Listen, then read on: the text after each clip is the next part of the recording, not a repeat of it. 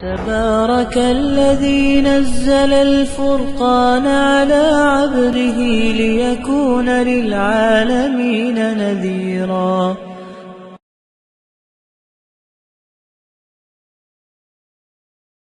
نے بات کی مجھے مزہ آیا جب اس نے درود و سلام پڑھا، مجھے بڑا ہی مزہ آیا. اب وہ حدیث سنیے، تاجدار کائنات صلی اللہ علیہ وآلہ وسلم نے فرمایا، بڑی ہی ایمان افروز حدیث ہے. آقا علیہ السلام نے فرمایا مکہ میں ایک پتھر ہوا کرتا تھا. فرمایا مکہ میں ایک پتھر ہوا کرتا تھا، جب میں وہاں سے گزرتا وہ مجھ پر سلام بھیجتا. بڑی پرانی بات کی تاجدار کائنات نے، مکہ کی. آپ مدینہ میں ہیں. مکہ میں ایک پتھر ہوا کرتا تھا، جب میں وہاں سے گزرتا تو وہ مجھ پر سلام پڑھتا تھا. اور انی لعارفوہ الآن، اور بے شک آج بھی میں اس پتھر کو پہچانتا ہوں.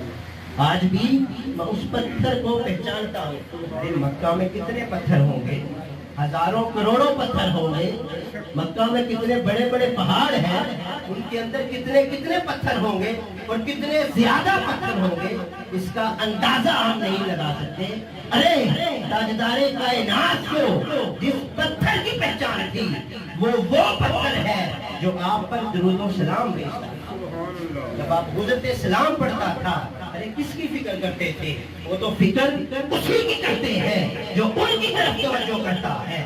اور وہ پتھر توجہ کرتا تھا، یا رسول اللہ السلام علیکہ، آپ پر سلامتی ہو، آپ پر درود ہو. تو پھر اس حدیث کی مارکیٹ کہتی ہے، اس حدیث کی اصل کہتی ہے، ارے ایک مکہ کا پتھر جو میرے آقا پر درود و سلام پڑھتا ہے اور میرے آقا اس کو ابھی بھی پہچانتے ہیں.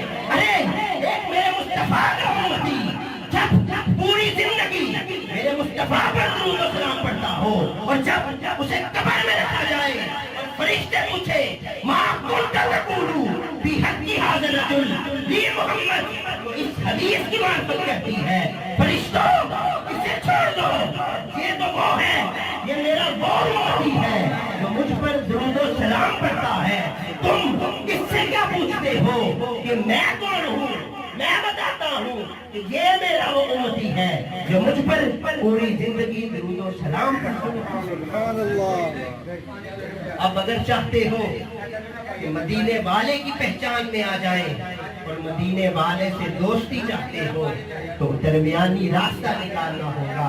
M P A M L A کی دوستی کے لیے کونسلر کی ضرورت پڑتی ہے، کسی چیئرمین کی ضرورت پڑتی ہے، لیکن مدینے والے کی دوستی کے لیے ایک ہی رابطہ ہے، ایک ہی تعلق ہے جو نہ دنیا میں چھوڑے گا، نہ قبر میں چھوڑے گا، نہ آخرت میں چھوڑے گا، اور وہ درود و سلام ہے. جب وہ کریں گے تو تعلق بنتا جائے گا، ربط بنتا جائے گا، اور جب ربط بڑھے گا ادھر سگنل تو فل ہے، ہماری طرف سے سگنل ڈاؤن ہے.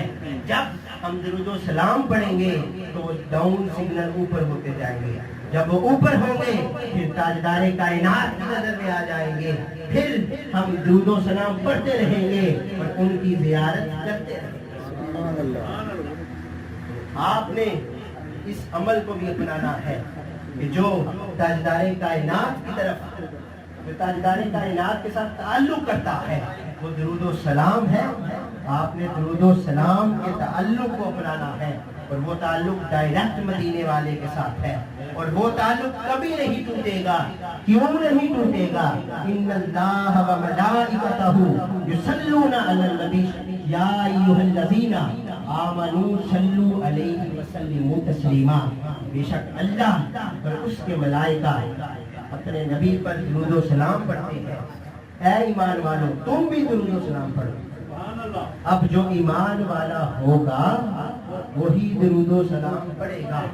نہ کسی محدث نے کہا، نہ کسی مفکر نے کہا، اور تاجدار کائنات نے بھی نہیں فرمایا.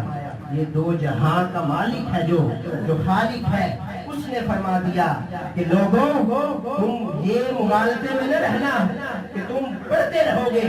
پڑھے گا وہی جو ایمان والا ہوگا، جو مومن ہوگا. مسلمان ہونا بڑی بات نہیں ہے، مسلمان ہو جانا کوئی بڑا مارکا نہیں ہے، مومن ہونا بڑی بات ہے، اور مومن وہی ہوگا جو میرے آقا پر درود و سلام پڑھے۔ ایک دفعہ آوازیں بلند پڑھ دیں، اللہم صلی علی سیدنا و مولانا محمد و بارک وسلم